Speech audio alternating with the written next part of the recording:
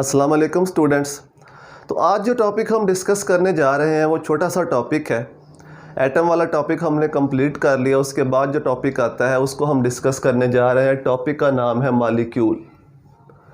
Molecules क्या होते हैं, मॉलिक्यूल कैसे बनते हैं और इनकी टाइप्स कौन कौन सी हैं, यही हम कुछ चीज़ें इसके अंदर डिस्कस करेंगे।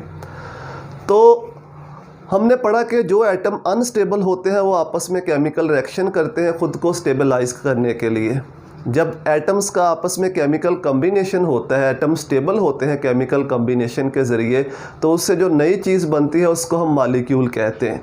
दो हाइड्रोजन के एटम कंबाइन हुए, H2 बन गया हाइड्रोजन का मॉलिक्यूल। एक हाइड्रोजन एक क्लोरीन कंबाइन हुआ, HCl बन गया हाइड्रोक्लोरिक एसिड या हाइड्रोजन क्लोराइड का मॉलिक्यूल बन गया।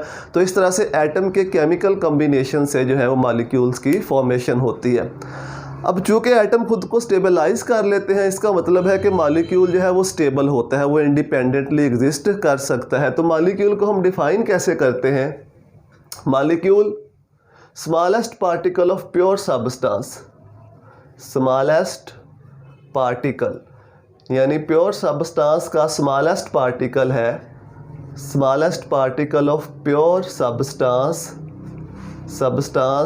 विच कैन एग्जिस्ट, जो कि रह सकता है, एग्जिस्ट कर सकता है। कैसे?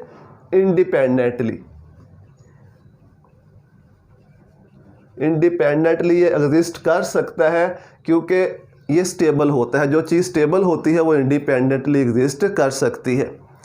अब इसी में एक और टर्म आती है जिसको हम कहते हैं एटॉमिसिटी। एटॉमिसिटी क्या होती है? कोई भी मॉलिक्यूल कितने एटम से मिलकर बनता है उसको उसकी एटॉमिसिटी कहते हैं। टोटल कितने एटम्स मिलकर एक मॉलिक्यूल बनाते हैं, ठीक है। Number of atoms present in A molecule, इसको ऐसे डिफाइन करेंगे, number of atoms present in A molecule. किसी भी मॉलिक्यूल में कितने एटम्स मौजूद होते हैं वही उसकी एटॉमिसिटी कहलाती है।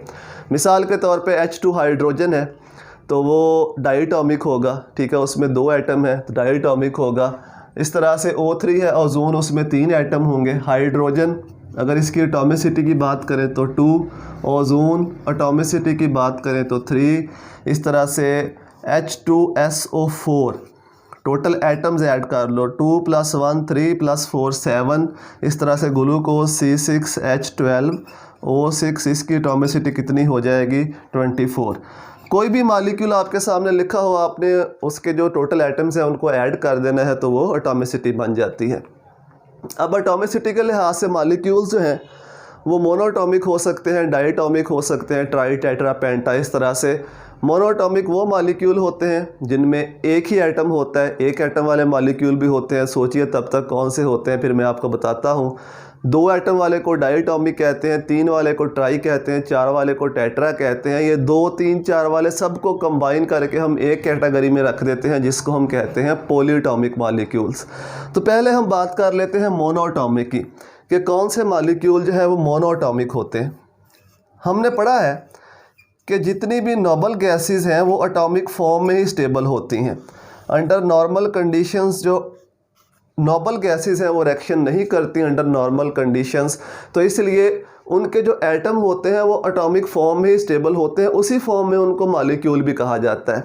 तो जितनी भी नोबल गैसेस हैं, हीलियम, नियॉन, आर्गॉन, क्रिप्टॉन और जीनॉन वगैरह, ये सारे जो हैं ये मोनोएटॉमिक मॉलिक्यूल होते हैं क्योंकि ये इसी फॉर्म में स्टेबल होते हैं। ये इस डेफिनेशन को फॉलो करते हैं, इंडिपेंडेंटली एग्जिस्ट कर सकते हैं। तो मोनोएटॉमिक में सिर्फ जो एग्जांपल आती है वो इन्हीं की आती है, नोबल गैसेस की। अब हम बाकी की बात कर लेते हैं। डाइटॉमिक हाइड्रोजन का मॉलिक्यूल हो गया, क्लोरीन का हो गया, HCl, ये सारे डाइटॉमिक हैं। 2 हाइड्रोजन के एटम, 2 क्लोरीन के, 1 हाइड्रोजन और 1 क्लोरीन। इस तरह ट्राइटॉमिक अगर हम लें, ओजोन, ये ट्राइटॉमिक है। टेट्राटॉमिक लें अगर हम, ट्राइटॉमिक H2O, ये भी ट्राइटॉमिक है। इसमें भी 3 एटम जो है वो आपस में कंबाइन होते हैं। इस तरह आप टेट्राटॉमिक भी ले सकते हो, NH3। पेंटाटॉमिक जिसमें 5 एटम होंगे वो पेंटाटॉमिक होगा। इन सब को कंबाइन करके जो कैटेगरी बनती है उसको हम कहते हैं पॉलीटॉमिक। इन सब को हम कहते हैं पॉलीटॉमिक, यानी पॉलीटॉमिक के अंदर डायटोमिक आ जाते हैं, ट्राई, टेट्रा, पेंट्रा, जितने भी ऊपर वाले हैं सबको कंबाइन करके ये कैटेगरी बनती है। अब इसके अलावा अगर हम और इसको क्लासीफाई करें मॉलिक्यूल को, तो मॉलिक्यूल में भी होमोटॉमिक मॉलिक्यूल्स भी होते हैं और मॉलिक्यूल में भी हेट्रोएटॉमिक।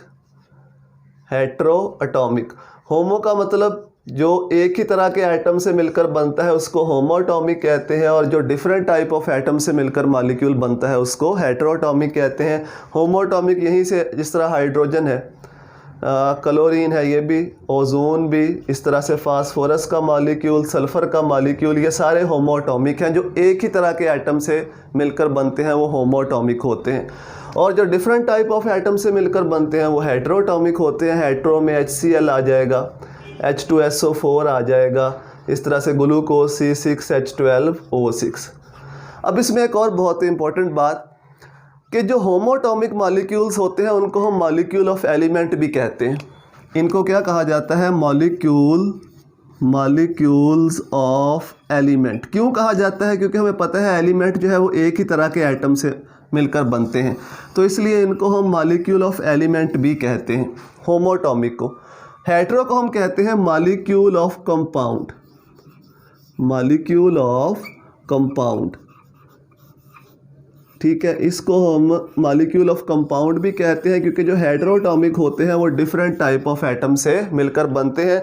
तो ये भी याद रखना है कि जो होमोटॉमिक होते हैं उनको हम कहते हैं मॉलिक्यूल ऑफ एलिमेंट, और जो हेट्रोटॉमिक होते हैं उनको हम कहते हैं मॉलिक्यूल ऑफ कंपाउंड, क्योंकि इसमें डिफरेंट एटम होते हैं और इसमें एक ही तरह के एटम आपस में मिलकर मॉलिक्यूल बनाते हैं। और लास्ट में अगर हम देखें तो साइज़ के लिहाज से मॉलिक्यूल माइक्रो भी होते हैं, मैक्रो भी होते हैं। माइक्रो जो छोटे साइज़ के मॉलिक्यूल होते हैं, जिनका मॉलिक्यूलर वेट कम होता है, जिनमें कम एटम होते हैं, उनको माइक्रो कहते हैं।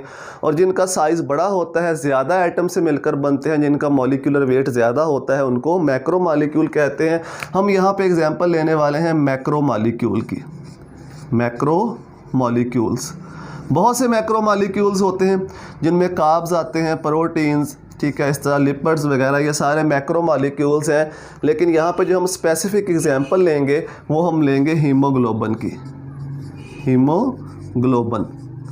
हीमोग्लोबिन ब्लड के अंदर पाई जाती है, आपको पता है, ब्लड के अंदर मौजूद होती है। इसका फंक्शन क्या होता है? ये ऑक्सीजन को कैरी करती है डिफरेंट पार्ट्स ऑफ बॉडी तक, ऑक्सीजन को लेकर जाती है बॉडी के डिफरेंट पार्ट्स तक। और अगर हम इसको कंपेयर करें कि कितने इसके अंदर एटम मौजूद होते हैं, वो कहता है 10,000 डिफरेंट एटम्स। 10,000 डिफरेंट एटम्स जब आपस में कंबाइन होते हैं तो एक मॉलिक्यूल बनता है हीमोग्लोबिन का। उसमें आयरन का एटम भी होता है, उसमें कार्बन भी होती है, ऑक्सीजन भी होती है, हाइड्रोजन भी होती है। इस तरह के जब 10,000 एटम्स आपस में कंबाइन होते हैं तो एक हीमोग्लोबिन का मॉलिक्यूल बनता है। इतने एटम से मिलकर बनता है, इसलिए इसको हम मैक्रो मॉलिक्यूल कहते हैं। फंक्शन इसका क्या है हीमोग्लोबिन का, वो भी बताना होता है। फंक्शन इसका क्या है? ये ऑक्सीजन को कैरी करता है, carry oxygen, different body parts तक ये ऑक्सीजन को कैरी करके लेके जाता है। अगर हम हीमोग्लोबिन के एक मॉलिक्यूल को हाइड्रोजन से कंपेयर करें तो ये तकरीबन हाइड्रोजन के मुकाबले में 68,000 टाइम हैवियर होता है। किसके मुकाबले में? हाइड्रोजन के मुकाबले में ये 68,000 टाइम हैवियर होता है। तो ये कुछ इसकी बातें हैं जो आपने इसके अंदर लिखनी होती हैं कि हीमोग्लोबिन का फंक्शन क्या है, कितने एटम्स होते हैं इसके अंदर, हाइड्रोजन के मुकाबले में कितना हैवी होता है। एक्चुअली हीमोग्लोबिन के अंदर 4 आयरन के एटम होते हैं एक मॉलिक्यूल के अंदर, तो ऑक्सीजन आके उसके साथ चिपकते हैं आयरन के साथ, तो फिर वो हीमोग्लोबिन का जो मॉलिक्यूल है उन ऑक्सीजन को डिफरेंट बॉडी पार्ट्स तक कैरी करता है, लेके जाता है। तो यही कुछ बातें थी मॉलिक्यूल के बारे में। बहुत आसान सा टॉपिक है। अगर आपको डिस्कशन पसंद आती है दोस्तों के साथ भी शेयर करें ताकि वो भी हेल्प ले सकें। दुआओं में याद रखिएगा। अल्लाह हाफिज़।